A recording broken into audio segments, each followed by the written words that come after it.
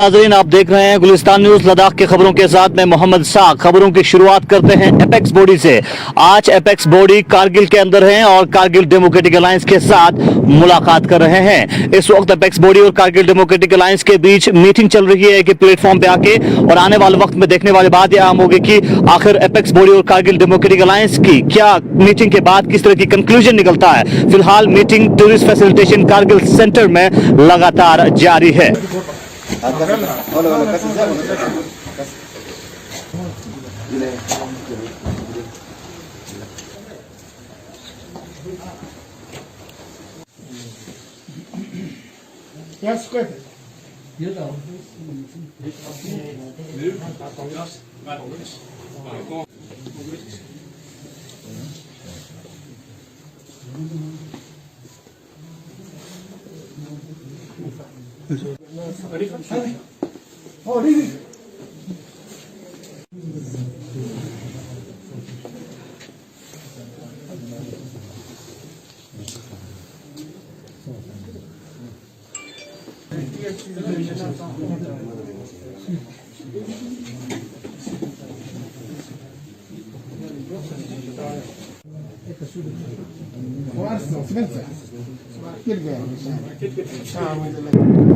इन दिनों लद्दाख के अंदर दिन ब दिन ठंड बढ़ती जा रही है। वहीं जोजिला टनल के ऊपर -22 डिग्री सेल्सियस में टनल के ऊपर काम बड़े तादाद में किया जा रहा है। हमारे नुमाइंदा मुदस्सिर अहमद ग्राउंड जीरो पे जाके जायजा लेने की कोशिश की आखिर -20 डिग्री सेल्सियस में जोजिला टनल पे किस तरह के रहा है, वो रिपोर्ट आपको दिखाते हैं।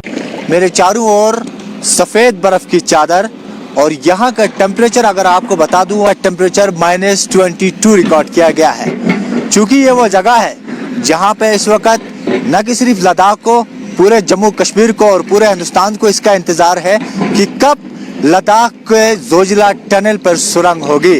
और आपको बता दें, इस वक्त हम मौजूद हैं सीधे मीनामर्ग के उस जगह पे जहाँ पर लद्दाख के साइड से जोजिला टनल पर सुरंग का काम किया जा रहा है। चलते हैं और आपको दिखाते हैं हम कहाँ पे हैं और यहाँ पे इस वक्त क्या मौसम के हालात है, और साथ ही साथ यहाँ पे काम करने वाले लोग किस तरह मेहनत से काम कर रहे हैं। ठीक आप मेरे पीछे देख सकते हो चारों ओर मशीनें, और यहाँ पे टनल की वो साइड जहाँ पे अभी भी काम किया जा रहा है। हालांकि जो काम करने वाले वर्कर्स हैं सारे बाहर से हैं, और इस हर्ष क्लाइमेट में -22 के टेम्परेचर में यहाँ के लोगों की ज़रूरत को समझते हुए आज भी अपने काम मेहनत से अंजाम दे रहे हैं।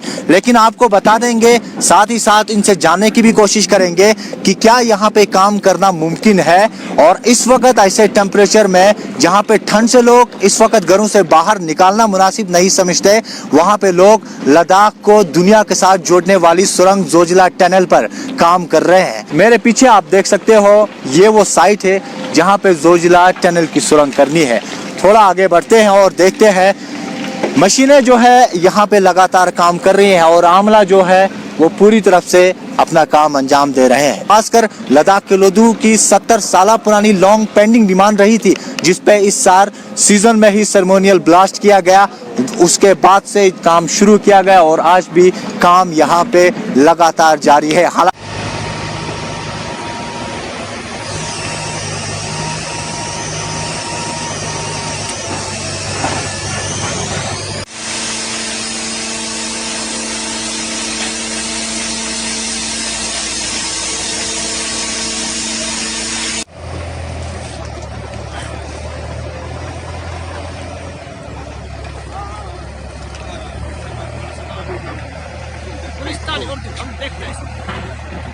सीनियर इंजीनियर टनल के मिस्टर राम सर हमारे साथ जुड़े हुए हैं। इनसे पहले भी हमारी बात हुई है, लेकिन आज फिर जानकारी लेने की कोशिश करेंगे इस वक्त यहाँ के क्या हालात हैं और किस तरह से काम चल रहा है। राम साहब, आपका फिर से एक बार वेलकम। Thank you sir. बर्फबारी हुई है जी और आप लगातार काम कर रहे हो जी। तो इस वक्त क्या दिक्कतें आ रही है आपको, सबसे पहले तो हम जानना चाहेंगे।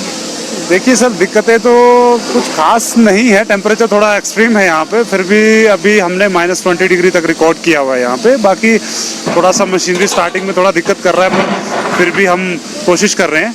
थोड़ा वर्किंग आवर्स थोड़े से कम मिल रहे हैं। जैसे जनरली हमारे को जो वर्किंग आवर्स रहते थे 10 to 12 आवर्स, पर आजकल हमें 6 से 7 घंटे ही मिल रहे हैं। पर फिर भी उसमें चल रहा है सर। अभी हम टनल में ऑलमोस्ट घुस गए हैं अंदर।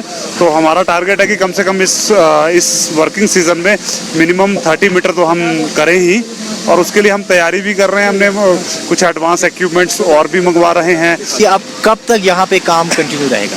देखिए सर, ये डिपेंड करता है वेदर के ऊपर। वैसे तो हमारी जो ऑर्गेनाइजेशन है mega engineering and infrastructure limited, उनका प्रोग्राम तो ऐसा है कि हम थ्रू आउट द ईयर काम करने का प्रोग्राम है। बट फिर भी कुछ देखिए, अभी क्या है कि जोजिला की जो रोड की कंडीशंस है उतनी फेवरेबल नहीं है। हमारे जो मटेरियल है उसको लाने में हमें काफ़ी दिक्कत हो रही है, क्योंकि जो ट्रैफिक का मूवमेंट है वो एक दिन एक तरफ रहता है, दूसरे दिन दूसरी तरफ रहता है, तो उसके चलते थोड़ी सी दिक्कत आ रही है। फिर भी हम कोशिश करेंगे सर। तो ये एक्सक्लूसिव वीडियोस हम आपको दिखा रहे हैं, चारों ओर बर्फ और लेकिन बीच में जोजिला टनल का काम वो अभी भी जारी है। इंजीनियरिंग लिमिटेड के उनसे बात भी की और उनका पैगाम भी आप तक पहुंचाया। उनका मानना है कि हम बिल्कुल हौसला हमारा बुलंद है और आए दिन जब तक पॉसिबल होगा, यानी दिसंबर के एंडिंग तक या रोड के बंद होने तक, क्योंकि ये फर्स्ट ईयर है और इस साल यहाँ पे काम किया है और जोरों से, और आने वाले दिनों में भी जब तक पॉसिबल है काम किया जाएगा। लेकिन आए दिन इस पर विंटर के लिए भी काम करने की कोशिश की जाएगी। संस्कार के अंदर मेडिकल स्टाफ का मानना है कि इस वक्त पानी के हवाले से मेडिकल स्टाफ को काफी दुश्वारियों का सामना करना पड़ रहा है। इस हवाले से आज मेडिकल स्टाफ जब पानी के पाइप और सेंटेक्स के हवाले से पीडब्ल्यूडी डिपार्टमेंट के पास अपनी मांग ली, तो मेडिकल स्टाफ का इल्जाम है कि पीडब्ल्यूडी डिपार्टमेंट के जे उनको मिस हैंडलिंग किया। चलिए देखते हैं मेडिकल स्टाफ का क्या कहना है। उन्होंने हमारे साथ बात करते हुए क्या कहा। देखिए सर, आज हमारे यहाँ पर एक बड़ा इशू हुआ है कि हमारे स्टाफ एक पीडब्ल्यू के क्वार्टर पे पाइप का कुछ डिमांड था, उसके लिए क्या तो उन्होंने हॉस्पिटल अकेला बंदे को ये अंगुली नहीं उठाया कि हॉस्पिटल वालों को ही उन्होंने चोर बोला सर। तो इसको देखिए, आज पेंडेमिक की टाइम है, हम लोग दिन रात ड्यूटी लगाते हैं। संस्कार के अंदर विंटर स्टॉकिंग के हालात जानने के लिए हमारे नुमाइंदे ने एसडीएम संस्कार से बात की और जानने की कोशिश की किस तरह के इंतजाम विंटर के हवाले से संस्कार को किया गया है, क्योंकि संस्कार लद्दाख के दूर दराज इलाका होने की वजह से संस्कार के आवाम को विंटर के महीने में मौसम सरमा में काफी दुश्वारियों का सामना करना पड़ता है। चलिए एसडीएम संस्कार क्या कहते हैं स्टॉकिंग के हवाले से, वो आपको दिखाते हैं। उनका क्या पोजीशन है? संस्कार के स्टॉकिंग को लेके अभी तक हमारे पास चावल जो है 5,679 क्विंटल और आटा जो है 3,686 क्विंटल। तो KOL हमारे पास 1,59,477 लीटर।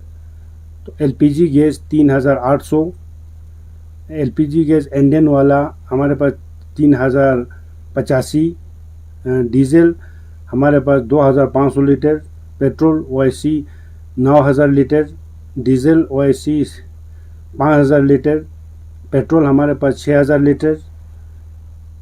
फ्यूल अभी स्नो क्लियरेंस के लिए हमें 20,000 लीटर। CSC हीटिंग के सिस्टम के लिए 58,000 लीटर। हार्ड कोक हमें 58,000 क्विंटल। ये सारा चीज़ें जो है अभी तक हमने स्नो क्लियरेंस को मतलब सर्दियों को मद्देनज़र रखते हुए हमने यहाँ पे स्टॉक किया है। तो अभी तक हमारे पास कोई शॉर्टेज का अभी तक हमें कोई वो ये नहीं है कि इससे हमें सफिशिएंट हो जाएगा। अभी हमने मर्चेंट एसोसिएशन वालों से भी जो हमारा मार्केट का जो अवेलेबिलिटी के सामान के बारे में है, तो हमने मार्केट एसोसिएशन से हमने बात करके उनका अभी रास्ता खोला है, तो वो अभी स्टॉक हो सकता है। तो इसका कोई हमें इतना फिक्र नहीं है। तो उन्होंने हमें यकीन दिलाया है कि हम स्टॉक जितना हो सके हम स्टॉक करेंगे। यहाँ पे जो हॉस्पिटल में हमने एक नया कोविड केयर सेंटर इस्टेब्लिश किया है, तो वहाँ पे हीटिंग भी चल रहा है। तो अभी तक हमारा कोविड का जो है हालत कंट्रोल में है, कोई फिक्र की बात नहीं है। तो सर, संस्कार के पब्लिक को, संस्कार के आवाम को आप इस कोविड रिलेटेड क्या मैसेज देना चाहेंगे?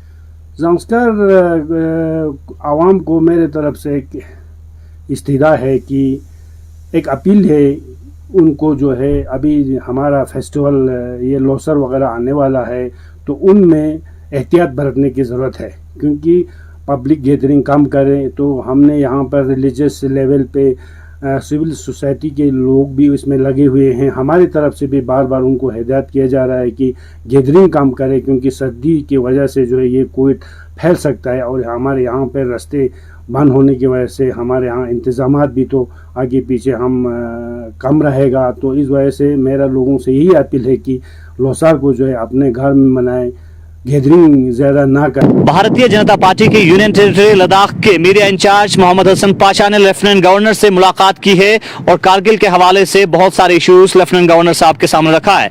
चलिए भारतीय जनता पार्टी के मीडिया इंचार्ज मोहम्मद हसन पाशा अपने दौरे के हवाले से क्या कुछ कहते हैं वो आपको दिखाते हैं। देखिए, हमारा आज एक 2 दिन का जो विज़िट ले में था, हमारे पर्टिकुलरली एक हमारे सोद ब्लॉक कारगिल की एक डेलीगेशन लेके आए थे हम मेरे साथ हमारे ब्लॉक डेवलपमेंट चेयरमैन जनाब जाकिर साहब था और इसके बाद हम हमारे ऑनरेबल लेफ्टिनेंट गवर्नर आर के माथुर साहब से हमारा मुलाकात हुआ। फिर इसके बाद हमारा जो यहाँ पे जितने भी हमारे कमिश्नर सेक्रेटरीज़ वगैरह है, एडमिनिस्ट्रेटिव सेक्रेटरीज़ है, हमारे डिविजनल कमिश्नर साहब है और हमारे बाकी जो ऑफिशियल्स जितने भी थे यहाँ उनसे हमारे मुलाकात हुआ था। तो पर्टिकुलरली हम हमारे जो कारगिल डिस्ट्रिक्ट के जो हमारे सोत इलाके के जो मसाइल है, कुछ मुश्किलात थे, उनके रिलेटेड हम ये कुछ इश्यूज़ थे उनको लेके हम इन सारे ऑफिशियल से हमें उनके पास जाके हमारा जितने भी ग्रीवियंस थे उन तक हमने पहुंचाया। तो आपको मैं बताते चाहूँ कि हमारा जो सोद ब्लॉक एरिया जो है वो पूरे ख़त्ते लद्दाख में मैं कह सकता हूँ और कारगिल डिस्ट्रिक्ट में पहले नंबर पे खुशक साली में पहले नंबर पे आते हैं। तो इसके रिगार्डिंग हमने एलजी साहब को बताया कि हमारे वहाँ पानी का बहुत ही समस्या है और उस समस्या को हल करने की बहुत ज़रूरत है। और साथ ही साथ में हमारा एक पूरे इलाक़े सुत जबकि मैं आपको बताऊं कि गारकोन से लेके अकजमल तक ये पूरा इस यहाँ तक आता है। तो इस इलाके का एक हमेशा एक डिमांड रहा है, पूरा एक तिरना मांग रहा है ये सब डिवीज़न का। इसके लिए भी हमने एलजी साहब को भी बताया, हमारे बाकी जो हमारे कमिश्नर सेक्रेटरी वगैरह है उन तक भी हमने उन तक ये बात पहुंचाया।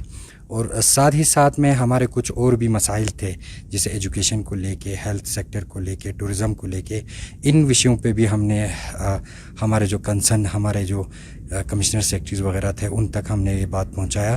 तो मुझे बहुत खुशी है और मैं जो डेलीगेशन हम एक्सपेक्ट कर रहे थे, जो एलजी साहब के साथ जो हमारा मुलाकात हुआ उनसे जो रिस्पांस मिला और हमारे बाकी जो कमिश्नर सेक्रेटरीज़ वगैरह है उनसे हमें जो रिस्पांस मिला है बहुत ही अच्छा रिस्पांस था। इंशाअल्लाह आने वाले कल में हम उम्मीद ज़रूर करेंगे कि बहुत तेज़ी के साथ जो है तब्दील ज़रूर होगा और हमारे जो दीराना मांग है वो ज़रूर पूरा होगा।